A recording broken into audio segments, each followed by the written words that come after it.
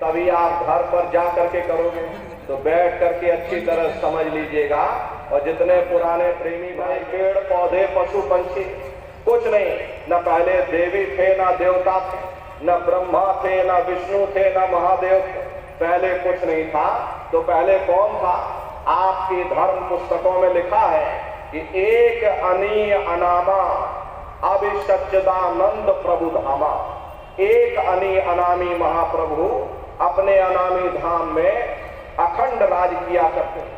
उस मालिक की मौज मर्जी उठी, उन्होंने 3 लोक का विस्तार किया, यानी अगम लोक, अलख लोक और सत्यलोक। अगम लोक में अगम पुरुष को बैठाया, अलख लोक में अलख पुरुष को बैठाया और सत्यलोक में सतपुरुष भगवान को बैठा दिया। काफी समय जब बीत गया तो नीचे की रचनाओं का विस्तार सतपुरुष भगवान ने अपनी मौज मर्जी से किया। उन्होंने अपनी आवाज पर अनंतों अनंत ब्रह्मांडों की रचना की और अपने 16 पुत्रों को नीचे उतार दिया। निरंजन भगवान, जिनको दुनिया ईश्वर कहती है, सतपुरुष भगवान के सबसे छोटे पुत्र हैं। इन 16 पुत्रों ने नीचे आकर घन घोर तपस्या की और अपने पिता को प्रसन्न करके, यानी सतपुरुष भगवान को प्रसन्न करके सतलोक के समान राज मांग लिया। राज चेतन पर किया जाता, जड़ पर नहीं किया जाता। इसीलिए इनको जीवात्माओं का छोटा सा भंडार दे दिया गया। जब जीवात्माएं ऊपर से नीचे उतारी जाने लगी, जब हमको आपको ऊपर से नीचे उतारा जाने लगा तो हम लोग घबराने लगे। उस समय सतपुरुष भगवान ने आदेश दिया कि तुम जाओ, जाकर नीचे आराम से रहो और जब समय पूरा होगा तब तुम वापस चले आना। सतपुरुष के आदेश पर ये रूहें, ये जीवात्माएं नीचे आने को तैयार हो गई, यानी हम और आप नीचे आने को तैयार हो गए। सबसे पहले 4 प्रकार के कपड़े हमारे आप के ऊपर डाले गए।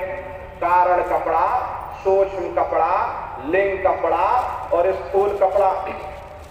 ये 4 प्रकार के कपड़े हमारे आप के ऊपर डाले गए और शब्द को पकड़ा करके मंजिल दर मंजिल इसी जीवात्मा को धीरे धीरे नीचे उतारते चले गए और इसी मृत्युलोक में, इसी स्थूल शरीर में जीवात्मा को दोनों आंखों के मध्य भाग में बैठा दिया। जब जीवात्मा यहाँ मृत्युलोक में आई उस समय पर सतयुग का समय था। सतयुग योगी सब विज्ञानी करे हर ध्यान करे भव प्राणी। उस समय सब ज्ञानी और विज्ञानी थे, सबकी आंख कान खुली हुई थी, रोज मालिक का दर्शन दीदार करते थे, रोज आते और रोज जाते थे।